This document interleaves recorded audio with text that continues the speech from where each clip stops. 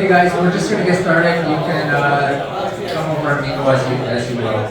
So I am going to be sharing today about atomic asset tokenization.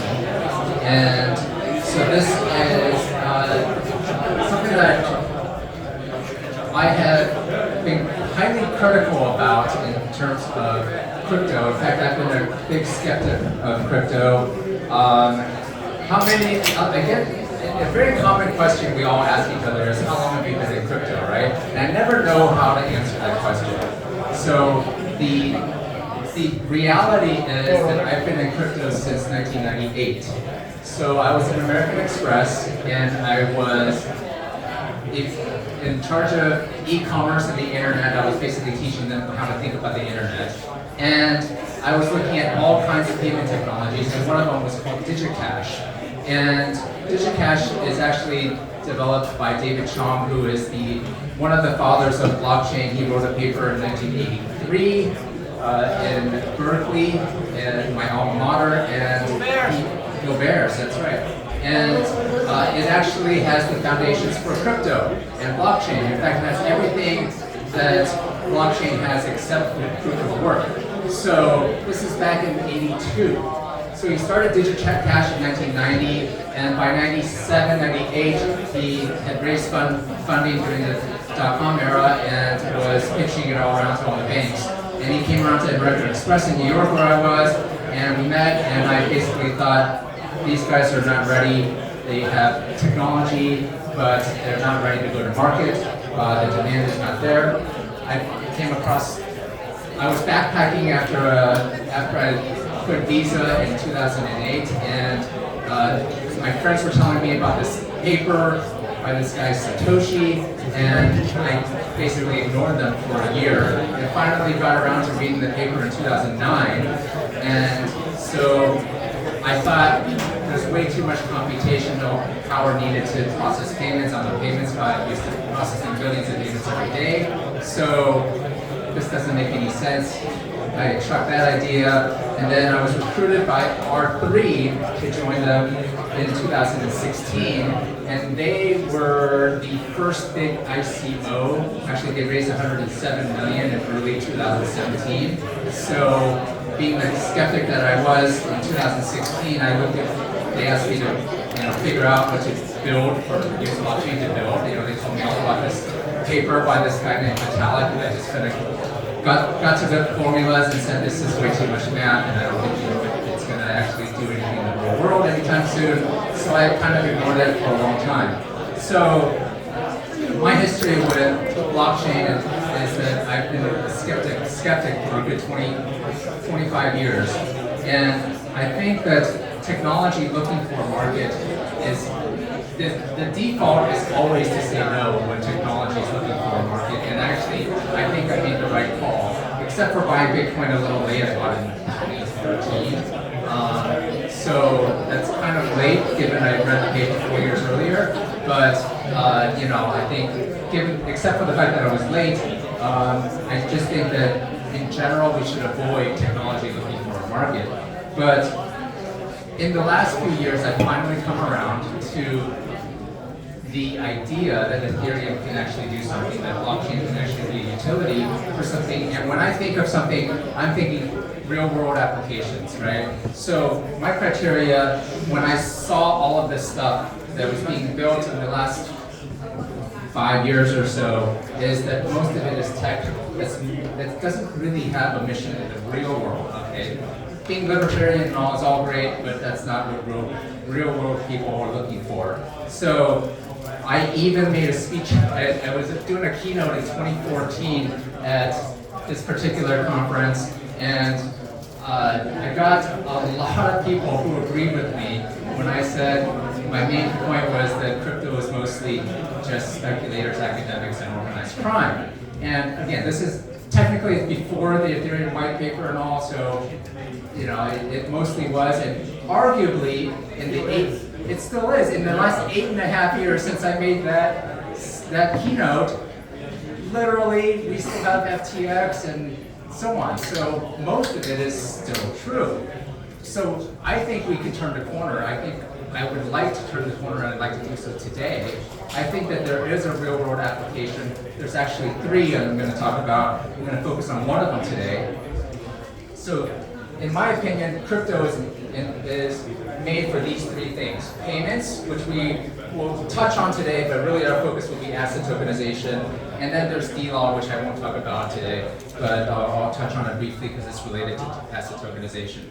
So, when I approach startups, I've done a lot of startups. I've been doing startups for a long time. And when I approach startups, I don't like to do them small. I like to go big. And I like to think big. I like to think big picture. When I say big picture, I mean market focused, not technology focused. And specifically, I look at first product market fit. That's pretty generic. You know, YC, the whole evangelizing the product market fit thing is kind of old now. Market timing is really key. Anyone who's worked with me knows that I make them watch the TED Talk by Bill Gross about market timing and how that's more important than all your other criteria like founders and ideas and technology. None of that stuff matters. The most important thing in a startup, in the success of a startup, is timing.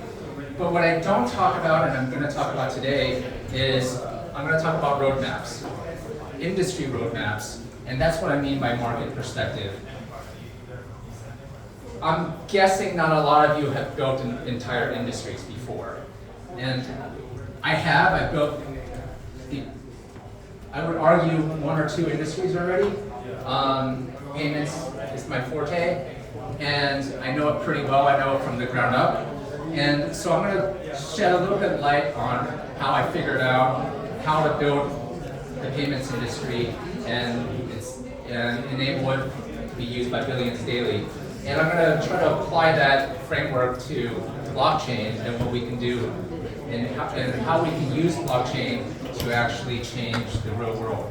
So, taking that big picture perspective, the first thing we need to do is create a really big, audacious goal. We need to backcast from that goal. I'll explain what that means. And then we need to create a roadmap from that. And so, for your big, audacious goal, it has to pass the grandma test. Okay, my mother's a grandmother. I test my ideas literally with her. She lives in Silicon Valley. She's a tech investor, and she's a valid person to test these ideas with. Because if you can't pass the grandma test, then it won't change the real world, right? So it's also got to pass the centicorn test. So I've built 2 centicorns already, so I have a pretty high bar. If I'm going to do another startup, it's got to be worth at least $100 billion in market cap. And finally, it's got to pass the great-grandchildren test. If the technology is not it that you're building it, you can't imagine it being used by your great-grandchildren someday. I'm old, but I'm not that old. So if you can't imagine it being used by them, then you really shouldn't build it. I think a lot of people are building stuff that's only good for the season and the rug pulls and so on. I think we see a lot of that, and I think that we need to take a long-term perspective. So here's an illustration of where we can take tokenized assets. So imagine a couple, they're buying a house, and they're buying it in the year 2040. So they go on-chain, they have an on-chain score, and that on-chain score enables them to get a crowd-lended mortgage and a pre-approval on-chain that they can represent that is validated by the actual lenders, and they can make a validated bid, a verified bid in real time with that. So that's a Sunday night. By Monday, the seller reviews 10 bids. He looks at which everyone scores, everything's transparent, and he can evaluate them based on not just the actual price, but the quality of the bid. And personal factors as well, all verified on chain. He signs he decides to give it to them, he signs the contract right there, then and there, and it's a smart contract. He doesn't even need to sign a paper contract. So this platform then enables the buyers to take the 7 days to verify and validate that the property is clean. So they have the inspector, they have the appraiser, all the usual processes that probably will not be eliminated. But the difference is that this whole process is facilitated on chain. And when it's on chain, then all of the activity can be verified and attested to and certified by the right authorities. So this makes a big difference because, and we'll get to a little bit of how this can be done in minutes, really, in buying a house someday, because everything can be validated on chain, except for the last minute walkthrough. So when the 7 days is up, all the appraiser and the inspector have all uploaded their appropriate stamps of validation and verification, then it self-executes. So that there's a platform that does all this stuff, and everything is automatic. So in 7 days, the record that is kept by the county or the city is automatically transferred into their name. The mortgage starts, everything is self-executing. And so that's what I see realistically happening by 2040, hopefully sooner. And I think all of this demonstrates that you really don't need paper contracts, PDF contracts anymore. All of this, if it's done with smart contracts, that's much more solid in terms of the ability to execute and verify. So if that's where I see the market going, then you really have to just back tap. So I learned that rather than figure out where to go from where you are now, figure out the vision and work backwards. And that's called backcasting. So you figure out the hardest thing that you think, in this case it might be that the local city records are still kept on paper, right? So imagine that's going to happen in 2039, right? So work backwards from there. What's going to happen in 2038? What's the next hardest thing to do? And push that off. And if you work all the way back to the current year, you will get a roadmap. And that roadmap looks much more like a market that's looking for technology as opposed to a technology looking for a market. And I've done this in payments, in the payments world.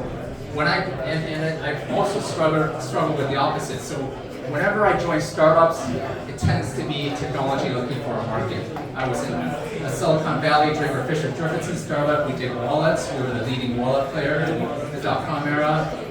Wallets meant something different back then. And but basically we were pushing technology, as opposed to when I joined Visa, I did a little consulting for them, and then they hired me to be their head of digital. So that basically, the experience was very top-down. As soon as when I was consulting for Visa, I basically had to figure out what to do and how to do it without even knowing if the technology existed.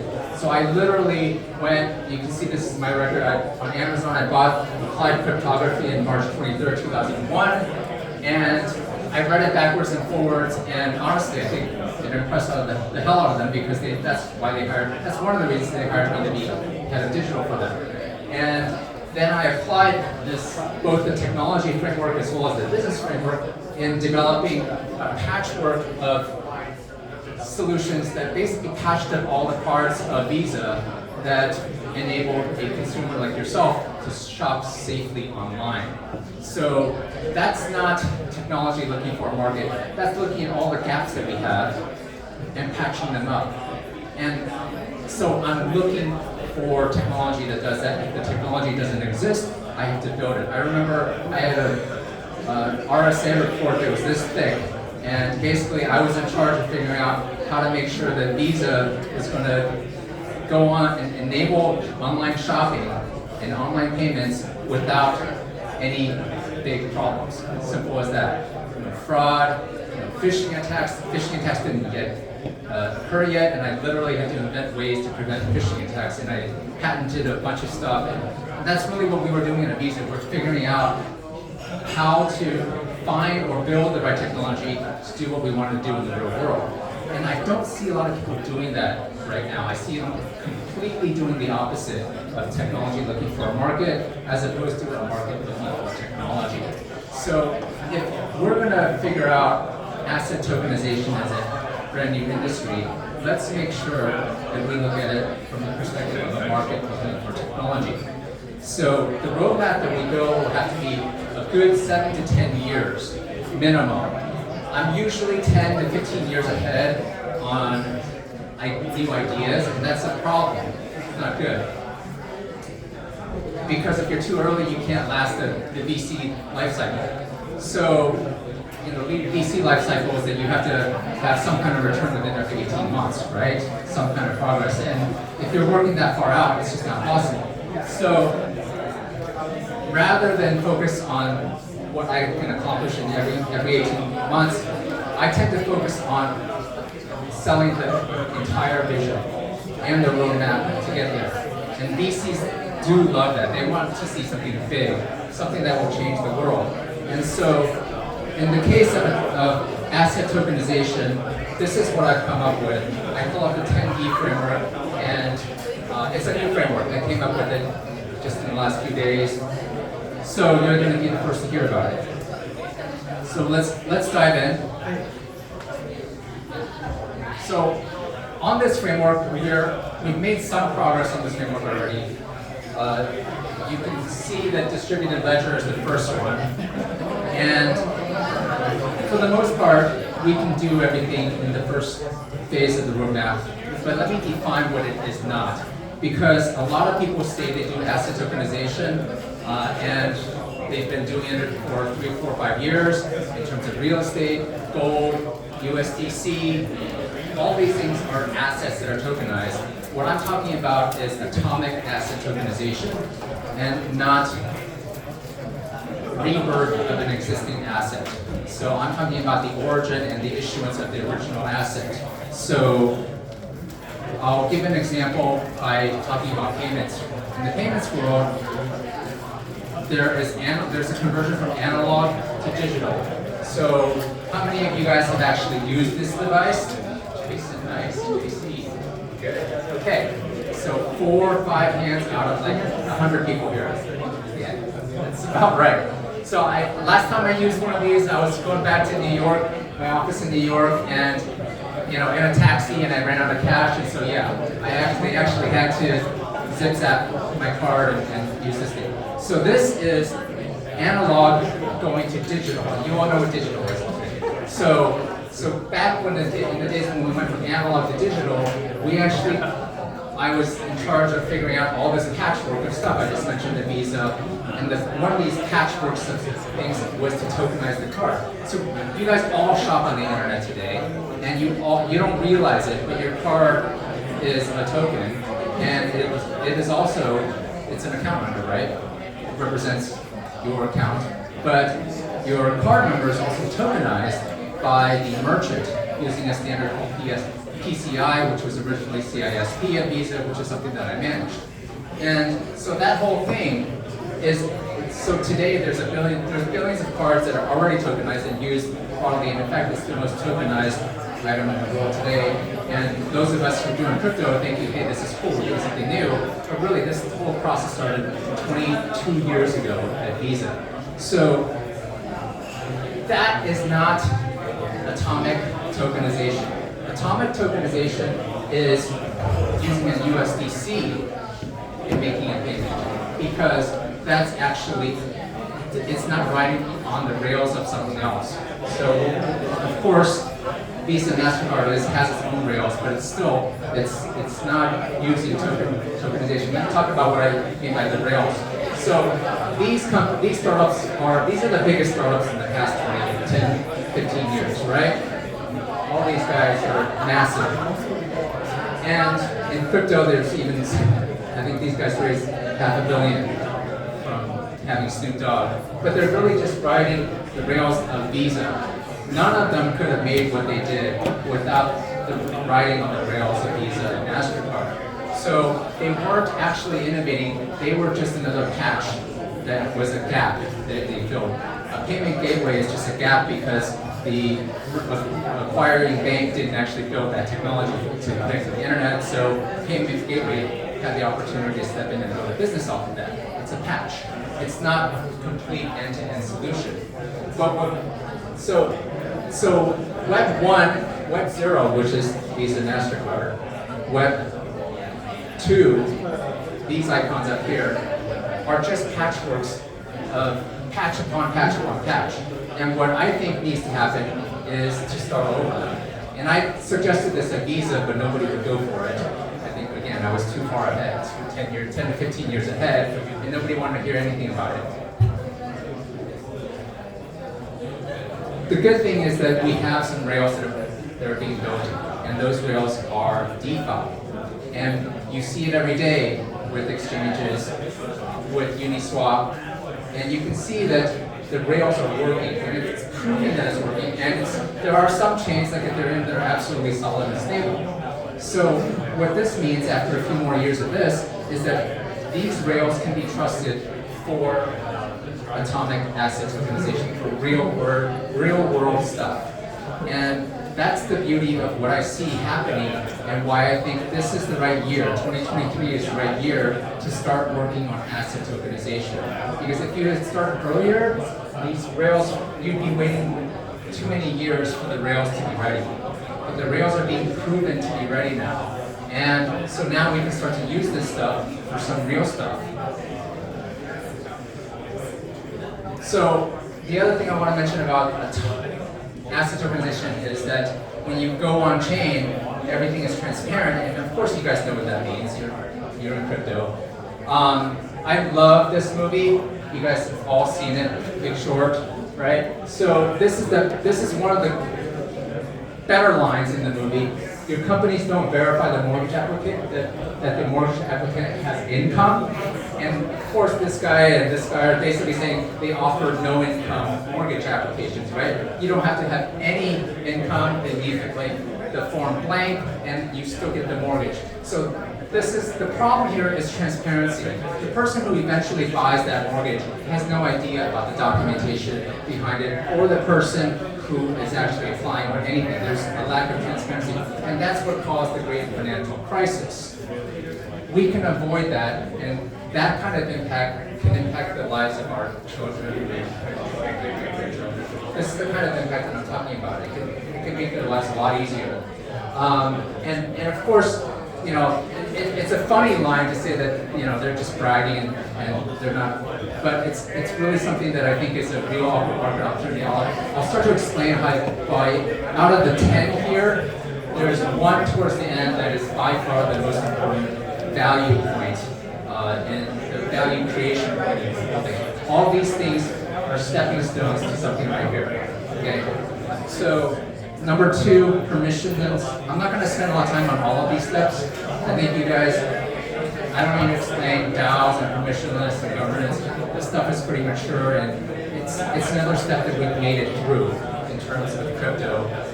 We figured out some stuff. Number 3 is permission access. I'm having a hell of a time figuring out this step. This morning I was on a call talking about ZK, SBTs. These guys know I've been trying to figure out this space of privacy, permission. I asked Vitalik, I pushed Vitalik on trying to get some kind of enterprise login. We're not there yet. Vitalik's response to me is, what they say, a couple years. They say, give us a couple years. I think that's important, but give us a couple years on enterprise login, project logins. So we're not quite there in terms of this part of permissioned access for institutions. I think that Fireblocks is solving this with their solution right now, and I think a broader solution or a broader offering is on the table for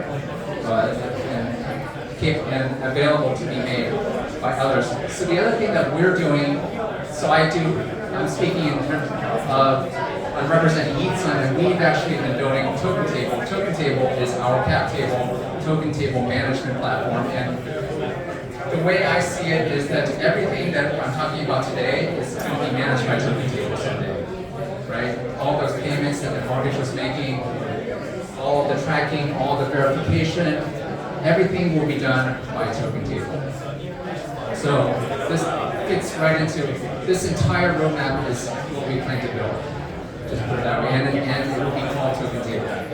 So decentralization is something also that you guys already know very well, but I'm going to point out two things that are not happening today that need to happen. So in East Denver, I met a guy who was one of the original founding members of Ethereum, and it was cool talking to him, and he came to this talk specifically because he founded the Ethereum attestation service and co-founded it, and he was keen to apply it to this kind of application, where we need to be able to attest that a certain application or person is, how do we ensure that somebody is certifying something and that is a true person and not somebody else? And how do we do it in a way that scales across a decentralized world? Because as soon as you go decentralized, you don't know who you're acting with again. Your counterparty is a wallet address, right? So we have to get back to the stage where if you're doing asset tokenization, you actually know who your counterparty is, but also with the right levels of privacy. So dissemination. So the other part of this is that when you need to identify whether an asset is the real asset, right now you don't know if the house on the other side of the world was actually recorded by the real registrar and recorder of that house versus somebody fake, because you don't know around the world. There's no list of the official recorders in the entire world of houses and property and other assets, cars, whatever it might be. But this kind of service is needed. Universal registry is needed. And I don't think that one company should be, of course, that's decentralized. It should be decentralized. But there's no standard for all this stuff. So what we need is actually to be able to decentralize the validation of this. And so these are the steps that this is our roadmap. These are things we need to figure out as a community, as an industry, come together and so here's an example of what would happen in a typical house. When you're getting a house, it's a deed, it's a dynamic NFT that's your deed. And you can see that there's actual records being maintained with regard to the contractor, the actual maintenance history, the transaction history that all held in the dynamic NFT. And that enables but when you click through and see who is the contractor, you can actually see whether that person is actually officially licensed, verify their other history, things like that. And because it's not Web 2, it's Web 3, everything can be validated. And so there needs to be authorities to decide on who is the legitimate validator, who is the authority, and how do we recognize these authorities. And so that's really what the Ethereum attestation service and we at eTsign are trying to figure out, not for ourselves, but for the industry. So an example of this in the old world is that there's a number associated with every stock and with every bond in America. It's called QSIP. It's been around for over 50, 60 years. And those of you who work in finance know QSIP numbers. And because every time you buy or sell anything, you double check it's the right QSIP number. If you're buying Google stock, you can see it's a particular QSIP number.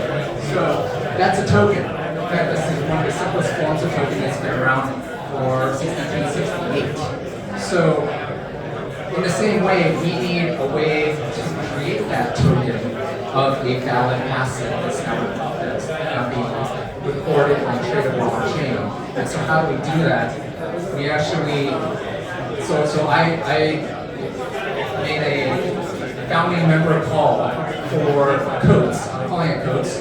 It's the Committee for Open Asset Tokenization Standards. I announced it at East Denver just a few days ago. And those of you who are interested, or if you know people who may be interested, I'm looking for the right people across the entire industry to form a very small task force to figure all this stuff out.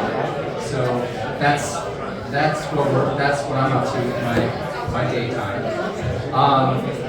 If we do this, we can save 5 years. And an illustration of that is that when I was at Visa, we saved a good 5 or 10 years so I was living in San Francisco, Visa's headquarters. I wanted to talk to my old friends at MasterCard, who I couldn't talk to without lawyers on the phone and in the room, but we got their permission to fly to the Westin Hotel in November of 2003, and we decided on a standard.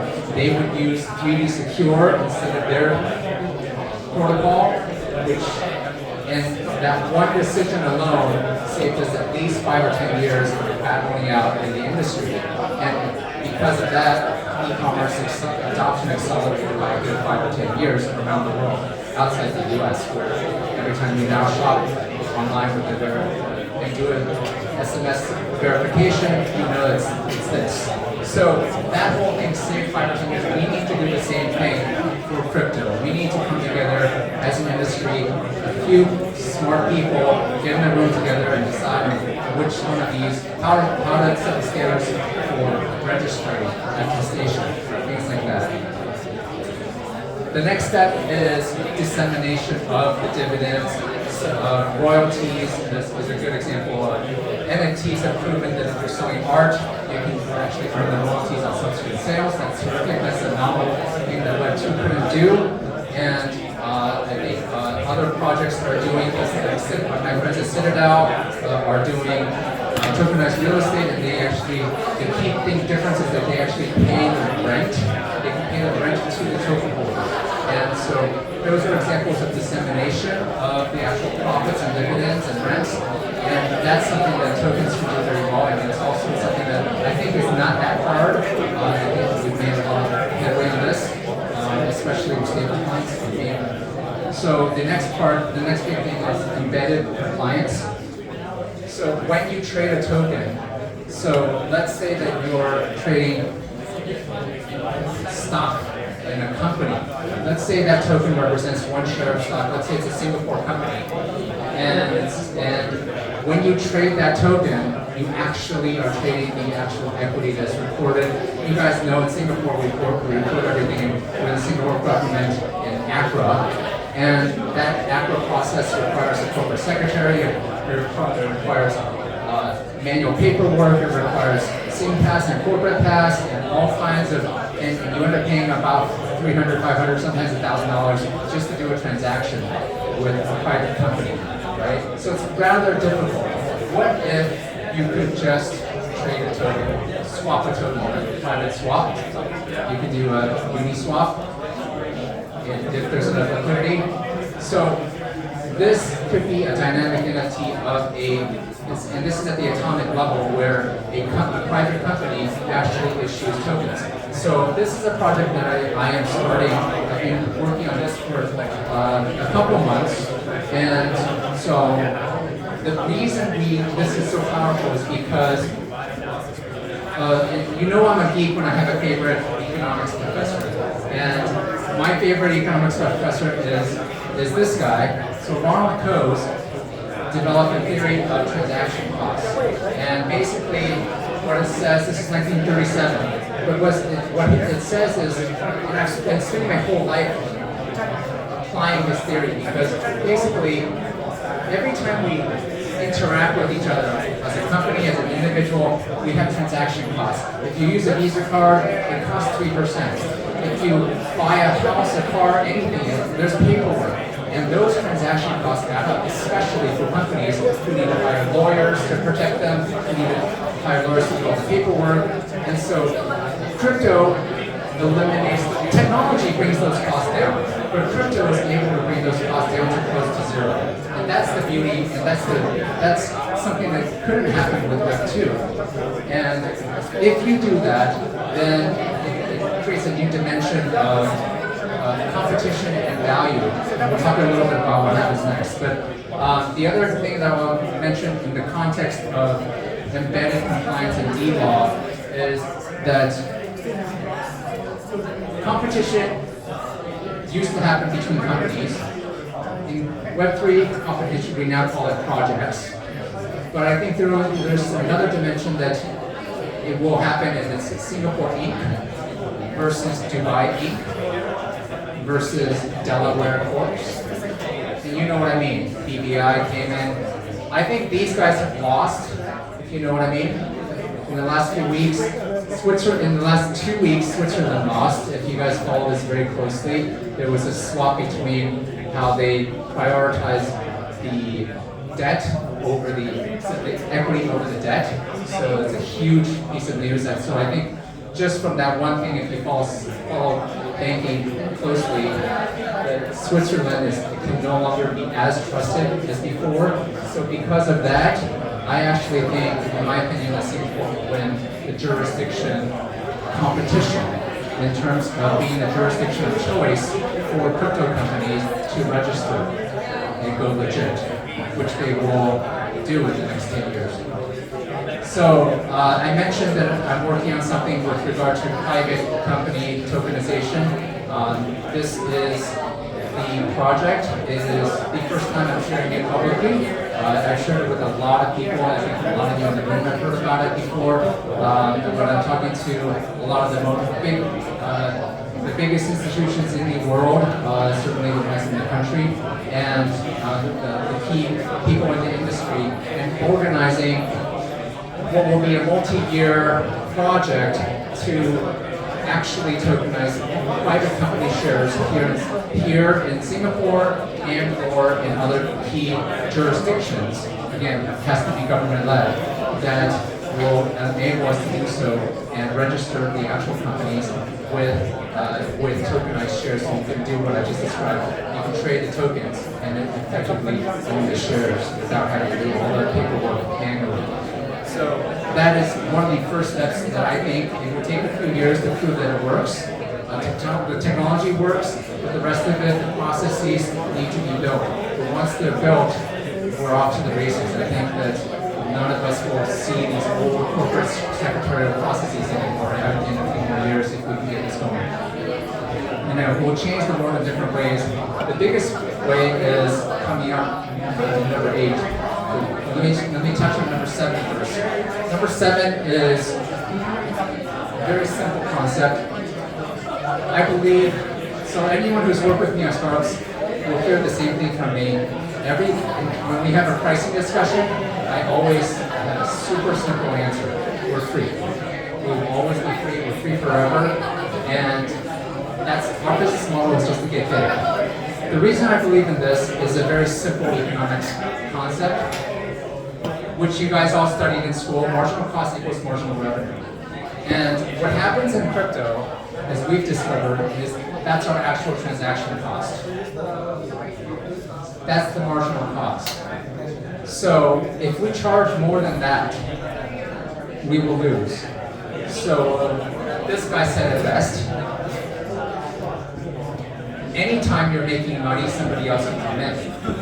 Unless you have market power because you're big, and then you can command a premium, right? So my goal is get big, so we can at least keep some of that margin, just enough to stay alive. But let's stay big, let's be big. And so that, I know it's a simple concept, but it goes a long way to, if you're working on a startup and you're charging, like a lot of our competitors in, say, Token Table, they charge SaaS fees. And I just laugh. There's no way they're going to beat us. We're free, we're supported that. They're charging, it doesn't even matter if they're charging $5 or $5,000. If they're charging money, period, versus it's free forever, nobody's going to want to use their product as long as our product is at least as good. So prices for all digital will go to zero, asymptote to zero. And that's, I don't hear a lot of people saying that, but I firmly believe it. And I think that will happen. It is already happening and will happen even more so. And we'll see the evidence of that in the next 10 years. So as an example of what will happen in the payments industry, something that you all are familiar with, is that Visa and MasterCard will be disintermediated, which has been my dream ever since I quit. I want to be able to do it. So all this patchwork of stuff that I did at Visa, it costs money, right? But stablecoins cost, you saw the marginal cost, it's almost nothing. So that means that if this gets out and is adopted by the industry, Visa and MasterCard and American Express are out of business, literally. And it should happen fast as long as the technology to enable it is reliable and made available, right? So that's what we're here for. So this is the big one, number 8. So all this stuff is actually a roadmap to prepare for number 8. Number 8 is securitization. So I've spent 3 years on Wall Street, and when I came out of university, I had read this book in my senior year. This guy might look familiar. He's also the author of The Big Short and Moneyball and others. So this was his first book, and it talks about mortgage-backed securities, which is the biggest thing before the internet.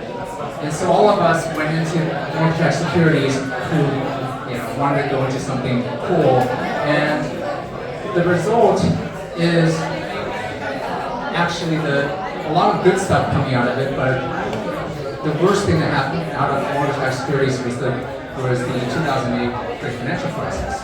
So a 10-second primer on mortgage-backed securities. It's a pool of mortgages. It's secured together, and then you buy the security.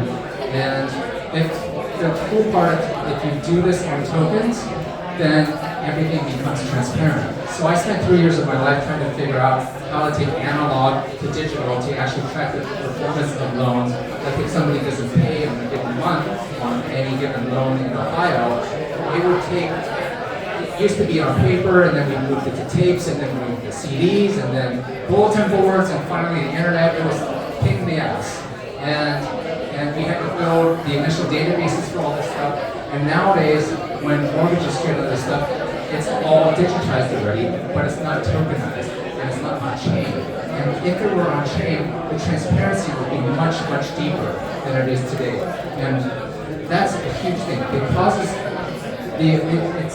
it sounds simple, but I'll illustrate what I mean by that and how powerful it is in terms of money.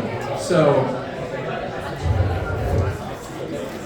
the way I see it is that within 10 to 15 years, all securitization will be done dynamically and then using AI.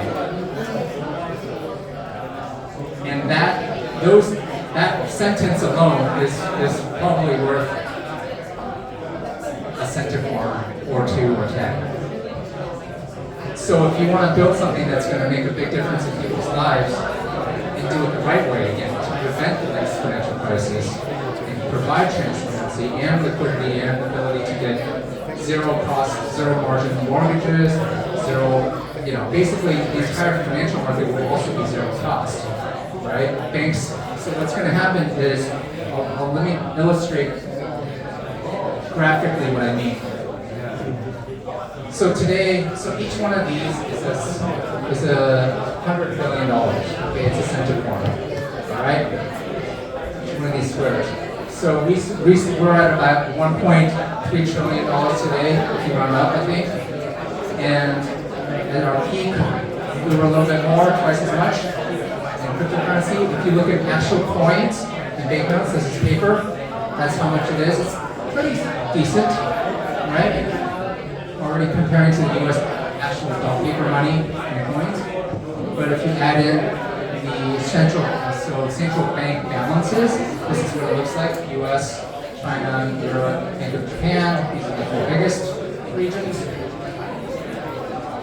You add in money supply, which includes the coins and dollars and paper fiat, but also includes checking accounts and savings accounts and money market. It gets a lot bigger, right? So I'm just going to show you gold is sizable, but it's not going to change the world.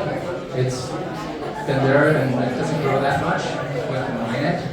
Public stock markets look this big, right? So crypto's not there yet. Pretty small still compared to NASDAQ, New York Stock Exchange. These are all up to date. I was looking these up this week. This one's a hard one. This is the hardest one out of all these slides I have to make. I can find some data on this, private equity. These are like the BlackRocks of the world, but it's not all BlackRock because BlackRock is 10 trillion and a lot of that's bonds. You have to take the equity part of BlackRock, the debt and other assets. Venture capital is around 3 trillion, but other is really hard. Every restaurant and accountant and you name it, every small business out there is a private company.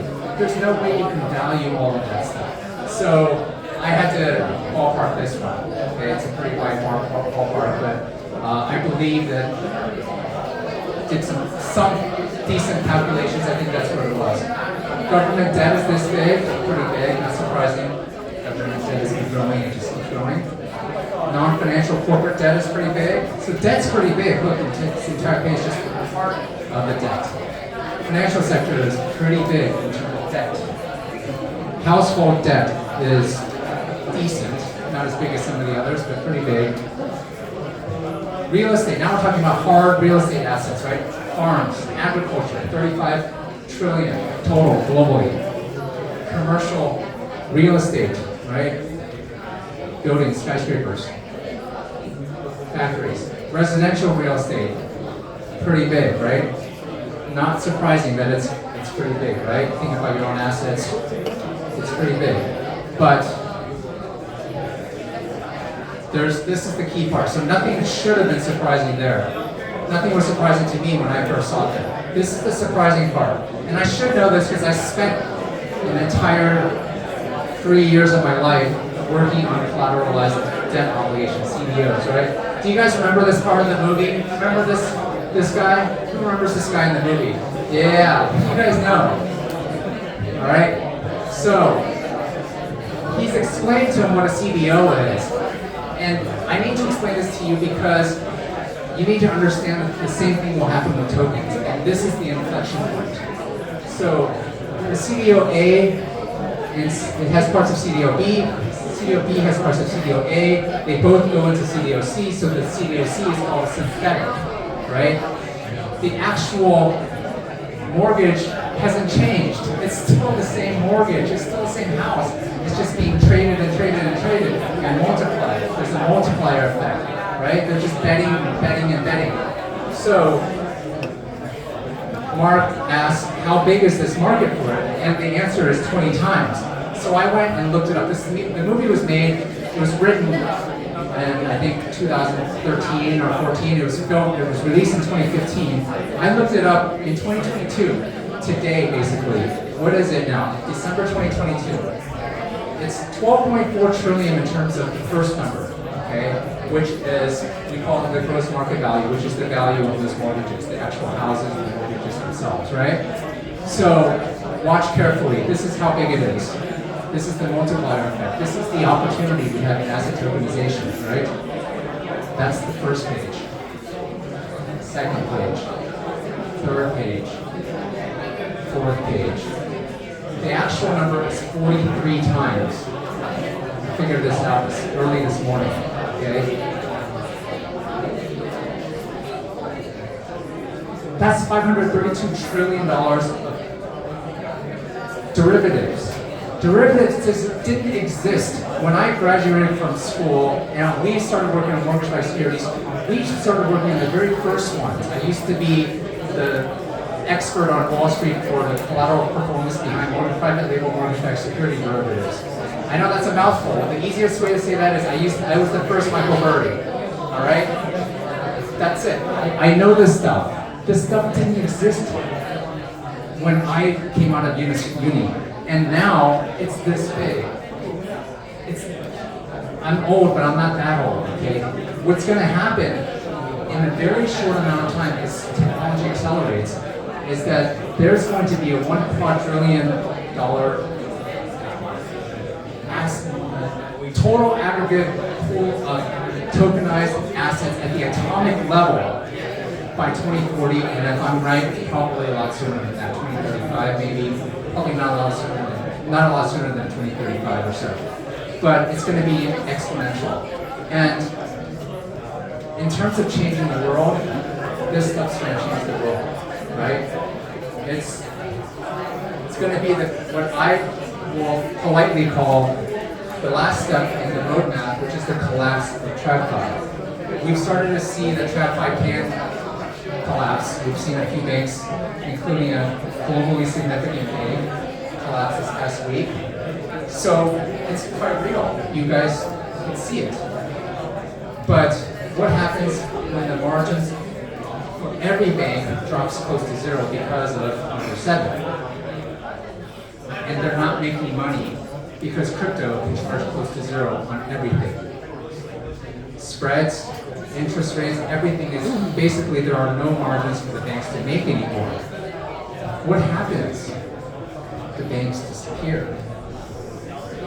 It's a good thing, I know, it's a libertarian dream, right? So there's a magical thing that happens that the clock starts today. We've gone from technology looking for a market for the past 25 years to a market looking for technology, which is what I'm proposing today, to something magical that happens, and that is this technology can create an entire market. We've quantified it today to be easily half a quadrillion in just derivatives. That's today's money. Imagine where it will be once we get it going. It hasn't even started yet. Once we get it going, it should be 10, 20 times bigger than that, right? Have you guys used the word quadrillion in business before? I have not, okay? This is real shit, I think. So this is the kind of stuff that I think our great-grandchildren will notice. So Bitcoin is one of these, the only other thing that I've seen where a technology creates a market. And I think this is, and that's pretty unique. I don't run across this kind of technology creating market opportunity very much in my life. So I'm stepping in, I'm stepping up, I'm going all in on atomic asset tokenization. And I hope you do too. It's a new term I'm coining and sharing with everyone today. And I think if I can get you to buy in, it's going to change the world. Just be a part of it. You're here on day one. And you're the first ones to ever hear it. If you Google it, you'll find that nobody's ever used the term atomic asset tokenization ever. So let's make a difference. And that's my prediction. Total collapse by 2045.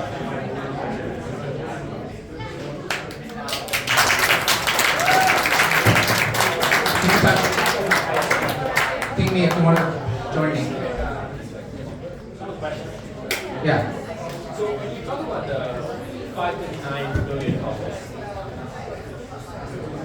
when you talk about the $539 billion valuation that you came across, that was securitization of real world or like physical world assets now moving onto the blockchain, or Securitization? This? Yes, that one.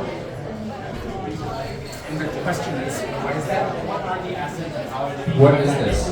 Okay, what is this, basically?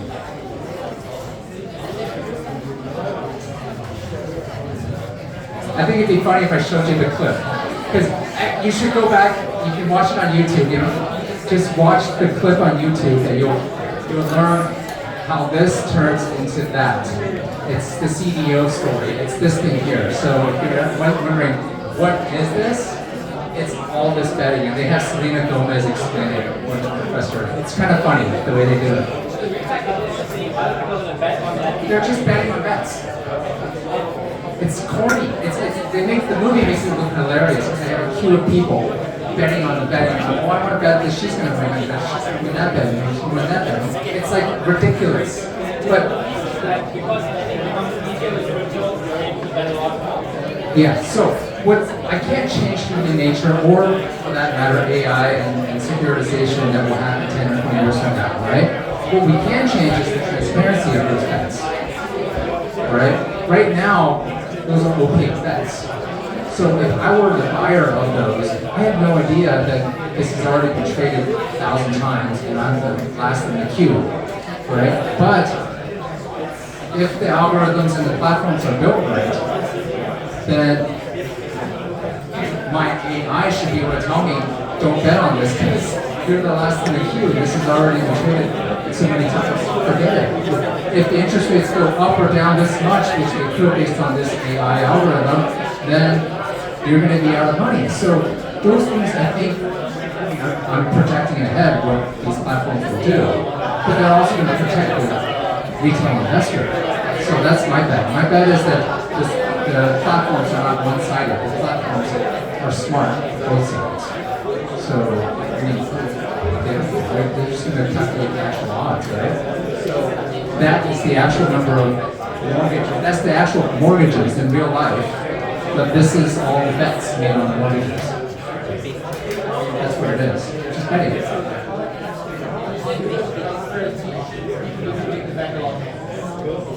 So what I'm saying is that if we don't build what I'm proposing, then a lot of things will collapse. They have collapsed in the past. Bad actors, as they say, will continue to profit from this. Centralized institutions will profit from this. I'm not terribly libertarian, but I hate it when Goldman makes a vote. Right? Like, why should those guys be taking a home, enough to buy a yacht?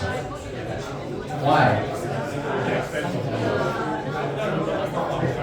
At the expense of others. At the expense of others, right? In the movie, he literally says, I carry no risk.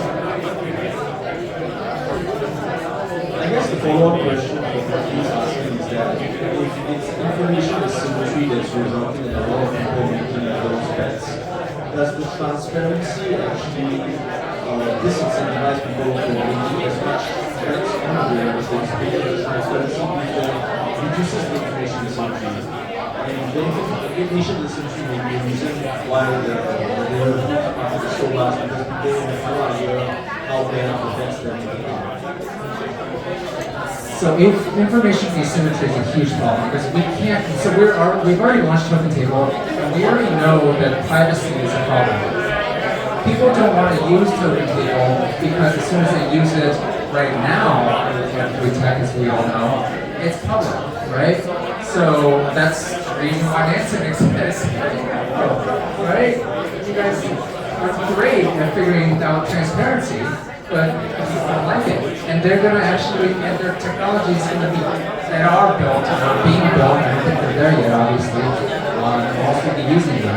But the privacy tech will be built that enables people to mask those transactions. So when that happens, and you guys can't, it's harder for Nansen and the rest of these guys to figure it out, then asymmetry will take the entire free market again. You can fight back, that'll be an average. I don't think that battle will end. And those in control of those with money will always keep it private and control their money. Those things don't end. I can't change the world. I can't change certain aspects of the world, but we can make it a lot more democratic and flat for the rest of us. That's at least, I think this is the biggest step. The retail investor will see in our lifetimes to be able to get that level of transparency and to flat out, put Bank of America, Citibank out of business. I think they're going to be threatened. And nothing comes. If we talk about going bankless, the bankless nation, and all that, and want to create a lot, right? I think that it's realistic with this path. It's not realistic if we don't do this. They always find ways to make money if we don't do this. If we do this, they're out. They're out of options. Thanks, guys.